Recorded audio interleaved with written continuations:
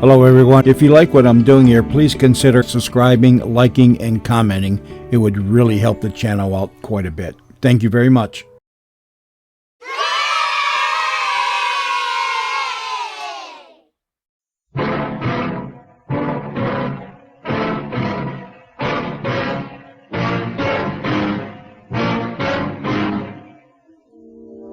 Any one of you who tries to put a torch to that building will die in his tracks. Now, who wants to be first?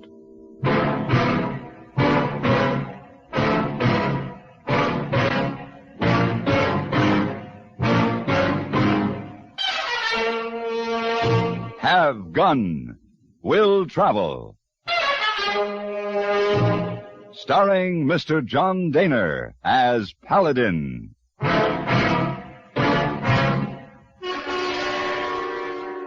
San Francisco, 1875. The Carlton Hotel, headquarters of the man called Paladin.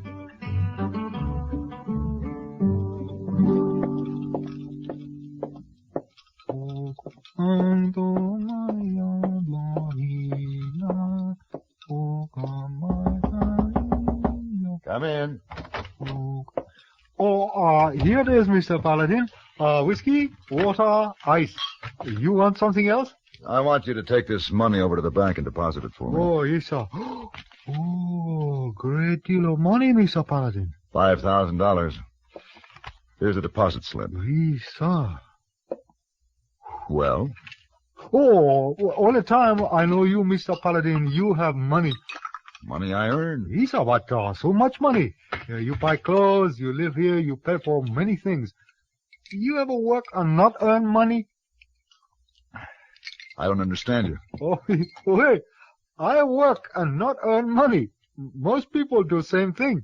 If it makes you feel any better, I've often worked and not been paid a dime. Oh, it makes me feel better. But I try not to make a habit of it. Oh, I know. Oh, well, I take this now. Wire for you from Nevada. Let's see. You send answer? Yes. Yes, tell him, have gun, will travel.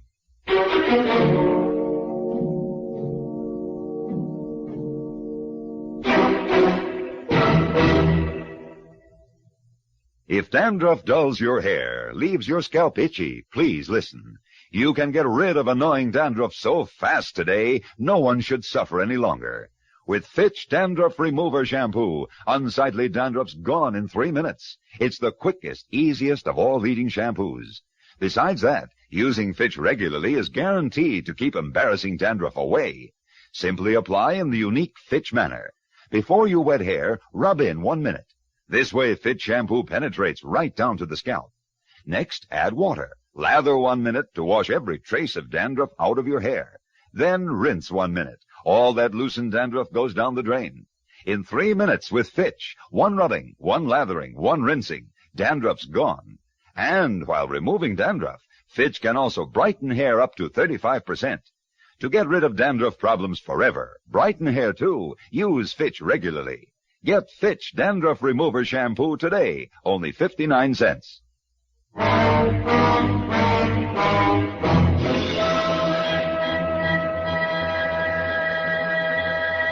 The trip to Nevada was for nothing. When I got there, my employer's problem had been settled. He'd been killed, and his killer had been hanged. So I turned around and started back for San Francisco, and that's how I happened to ride through Wormsville.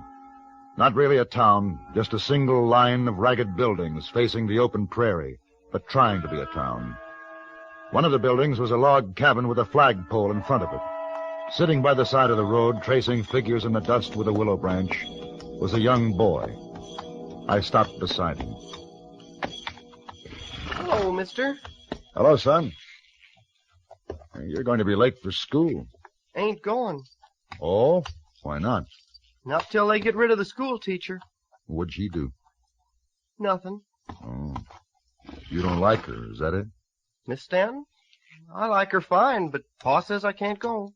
Why does Pa say that, boy? On account of Mr. Breck says it to him. Breck? Who's Mr. Breck? He owns that big ranch over there. He don't like what Miss Stanton was teaching about Quantrill.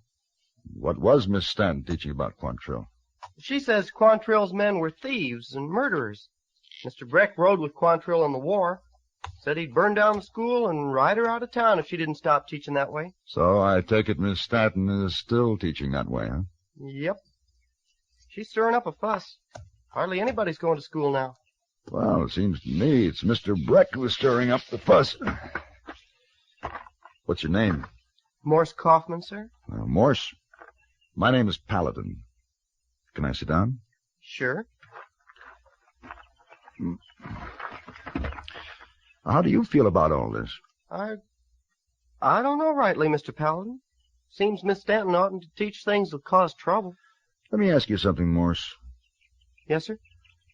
1 and 1 make 2. You believe that? Sure. Well, supposing I didn't like the number 2. Supposing I just as soon forget it and use 1 and 3 and 4 and so on, but never 2. Then what? Well, that'd be wrong, Mr. Paladin. Then maybe it's wrong to think that Miss Stanton or any teacher could do a very good job by ignoring the facts of history, no matter how much they upset some people. Maybe, but Mr. Breck don't see it that way. He's too mean to think. Everybody does what he says. Except Miss Stanton. Except Miss Stanton.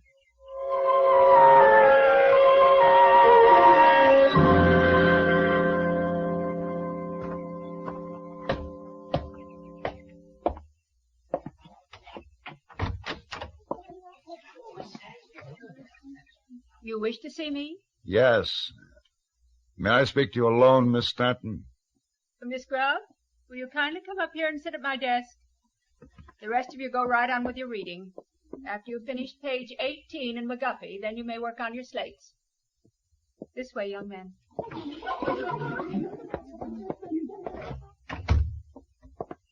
Well? I'll get right to the point, Miss Stanton. I don't like what you've been teaching about the Jayhawkers. The Jayhawkers? Kansas, Missouri patriots that organized to fight for the Union on the border. I hear you've been teaching that they committed a good many vicious and unprincipled acts. Is that true? Mr. Breck doesn't want me to teach about Quantrill and his atrocities. And now you, whoever you are, don't want me to teach of the Jayhawkers' atrocities, merely because they were on the Union side. Young men, I will teach the truth as it is, and not as you or Mr. Breck would like it to be. Good for you, Miss Stanton. What? I just wanted to see if you were telling both sides of the story. Who are you, Mr.? My name is Paladin. Here's my card. Well, I don't understand. Who hired you? No one's hired me. I still don't understand, Mr. Paladin. Miss Stanton, is anyone in this town on your side? No, I'm afraid not. I used to have 18 pupils. You saw the handful in there. Tomorrow there'll be even less. Mr. Paladin, I can't pay you for anything. Oh, no. I don't want pay. Just to say that this is something I want to do. You don't know what you're getting into. Breck, all his gunmen. I've heard about him. There isn't anyone who'll face up to him. If this is going to be settled by guns, you have at least one on your side. Guns? Oh, Mr. Paladin, there must be no fighting, not over me. You're a teacher. That makes you very special. Without teachers, every generation would have to start all over again, learning from the beginning. No, Miss Stanton, you're very much worth fighting over. You're a teacher. Thank you, Mr. Paladin. I needed someone to say that. I really did.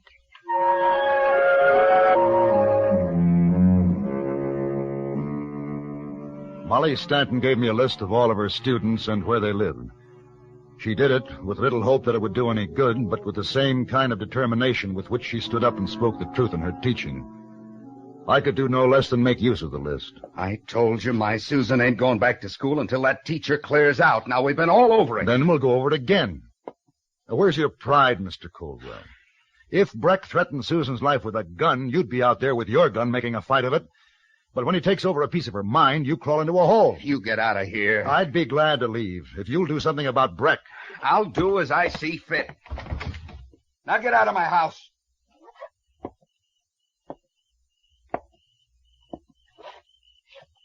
Mr. Caldwell, adults sometimes forget that children are learning all the time. Your Susan learns not only by what you tell her, but by the way you live. What do you suppose she's learning right now? Get out!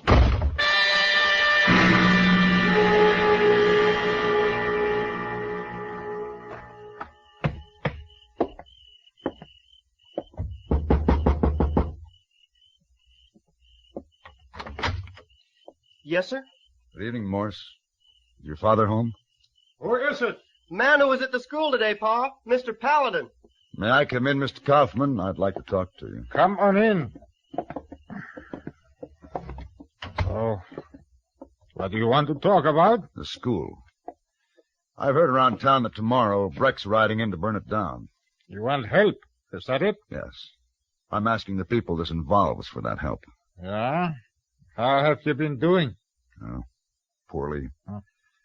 I've been riding 6 hours tonight, talking, arguing. Everyone's afraid of Breck. How about you? Would you help? If I said no, would you figure it's because I'm scared of Breck? Why else would you say no? Might be I figure he's right. He isn't. This fight is over Quantrill. What he was, what he done. Mr. Kaufman, you're wrong when you say this is a fight over Quantrill. It isn't. This is a fight over whether a man named Breck will burn down a school and drive a woman out of the county for teaching. Look, Mr. Kaufman, you hire a teacher. You see that she has the proper training and the right moral character for the job. Then you have to let her do that job. You hold her back, you tell her what to teach and what not to teach. She ends up teaching nothing. All right, but that ain't my fight. Jason and them other folks in town don't like me. The way I talk, they make fun of me. If everybody was to make a stand, I'd go along, but I don't see doing their fighting for them. But this is for yourself. You have spoken your piece, Mr. Paladin. You've had my answer. But not once have you mentioned the real reason you won't stand up to Breck. What do you mean? You're afraid of him. Wait. No one calls me a coward and walks away. Well, you just look me up at the school tomorrow if you want to finish this. Unless you'd rather shoot me in the back right now.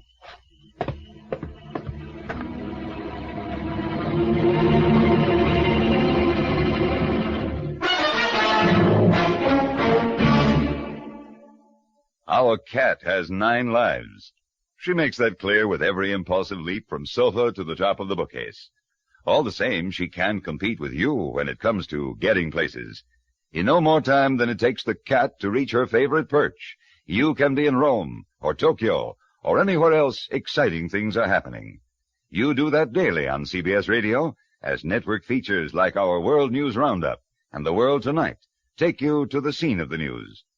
For all her 9 lives, our cat can't compete with you either, where experience is concerned. Vast network facilities make CBS Radio a meeting place for interesting people, real and fictional, whose personal histories enrich your own. Why envy the cat her 9 lives when CBS Radio invites you to share the life experiences of celebrities who visit you on programs like our Mitch Miller Show, and invites you to share emotions with the heroes and heroines in our many fine dramatic shows.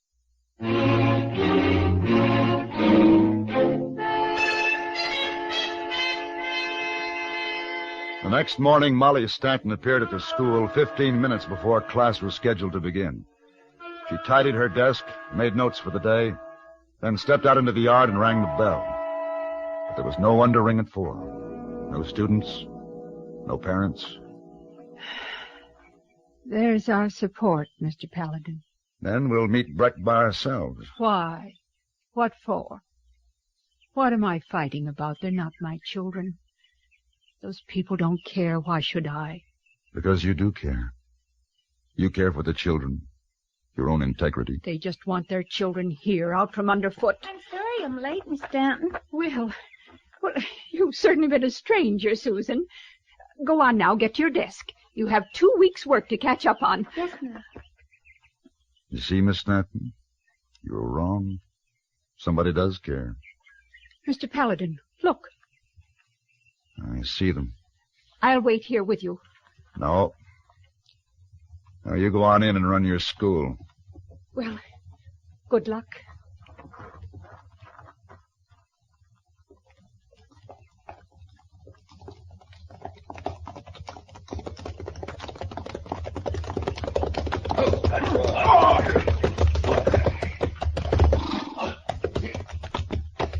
You Jackson Breck? That's right. You're the one who's been siding with that old hen in there. All right, boys.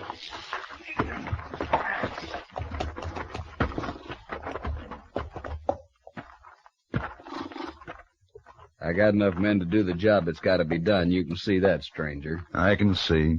But you're going to try to stop me? That's the idea.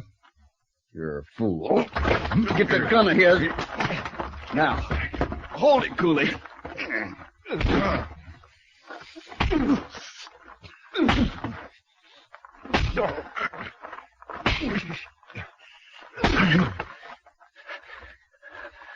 He runs easy without his gun. Leave him alone! Let him go! Oh, Mr. Paladin, Mr. Paladin! You see all the trouble you went and caused? You're an animal. You should have packed your things, teacher.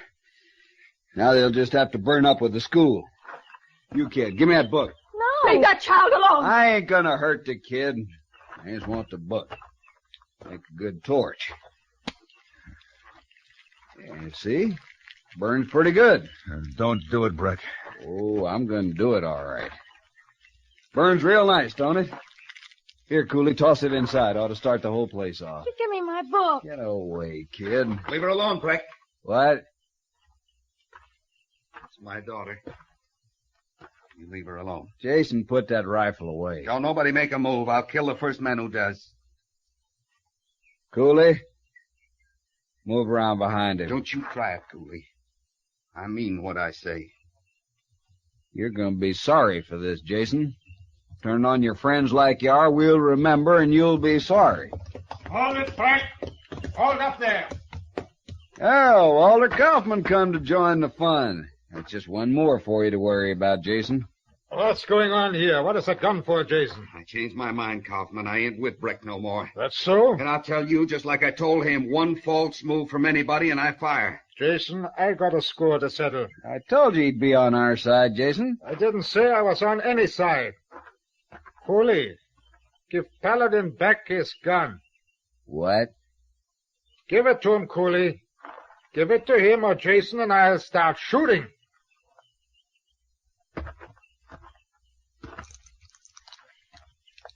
Thank you. Now you've got your gun back, Paladin. You can speak to Breck for all of us. All right, Breck.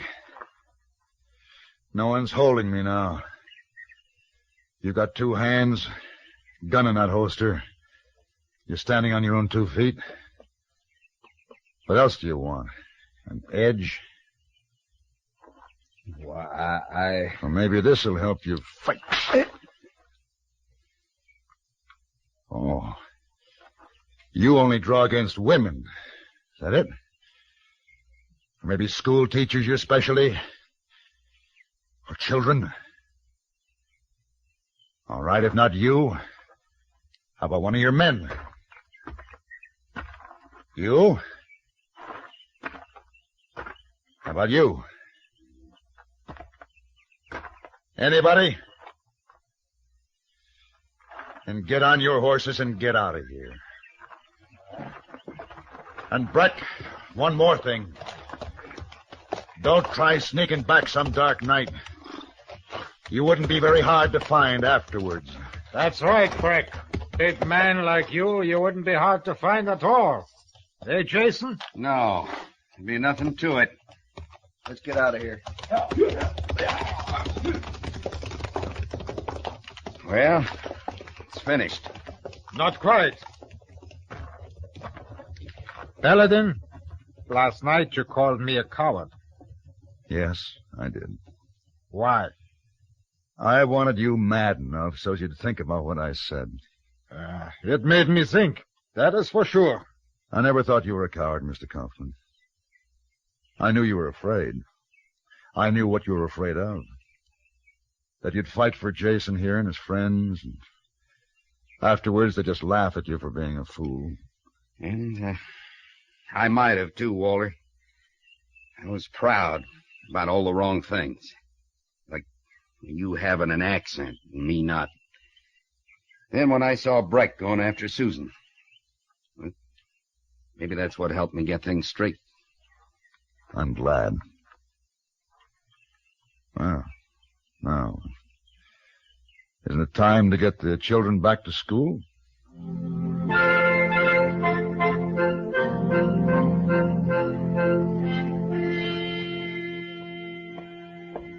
Oh, Mr. Paladin, you back so soon? Welcome, welcome. Oh, you give me back. How have you been, hey boy? Anything happened while I was gone? Oh, yes, many things happen. Ship blow up in harbor, streetcar break chain and run downhill, man chase wife through the street with butcher knife. Many things happen for you, sir. Well, I suppose I mean, did anything good happen? Oh, you let me think, Mr. Paladin. No. I beg your pardon. What? My name is Francis. Has anyone paged my name in the lobby in the last few minutes? Not since we've been here, Mrs. Francis. It's Miss. Oh, I beg your pardon, Miss Francis. Allow me to introduce myself. My name is Paladin. How do you do? You're staying here at the hotel? Why, yes. I registered yesterday. And, are you staying long? That depends. I might stay indefinitely if I find San Francisco interesting. I'm certain that you will find it that way. Really, Mr. Paladin? With my help, of course. How nice. Shall we say 8 o'clock? How very nice. Yes. Until then. Until 8 o'clock. I'll be looking forward to it. Hey, boy. Yes, sir. You lied. I lie? Oh, no, Mr. Paladin, I don't lie. Something very good did happen while I was away.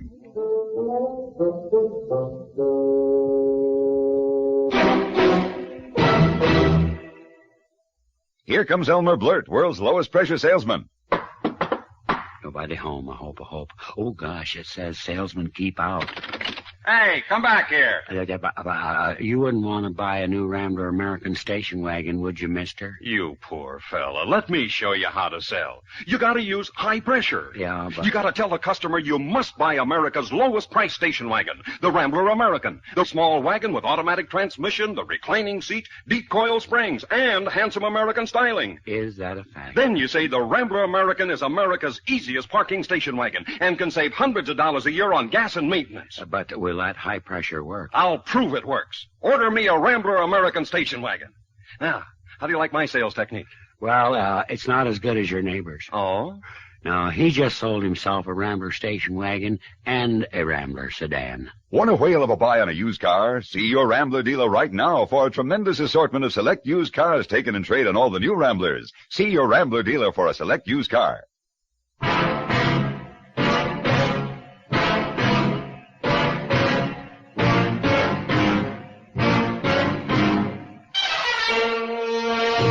Have Gun, Will Travel. Created by Herb Meadow and Sam Rolfe. He is produced and directed by Norman McDonnell and stars John Daner as Paladin with Ben Wright as Hayboy. Tonight's story was written by Sam Rolfe and adapted for radio by John Dawson. Featured in the cast were Helen Cleve, Harry Bartell, Richard Perkins, Virginia Gregg, and Joel Davis. Hugh Douglas speaking. Join us again next week for Have Gun, Will Travel.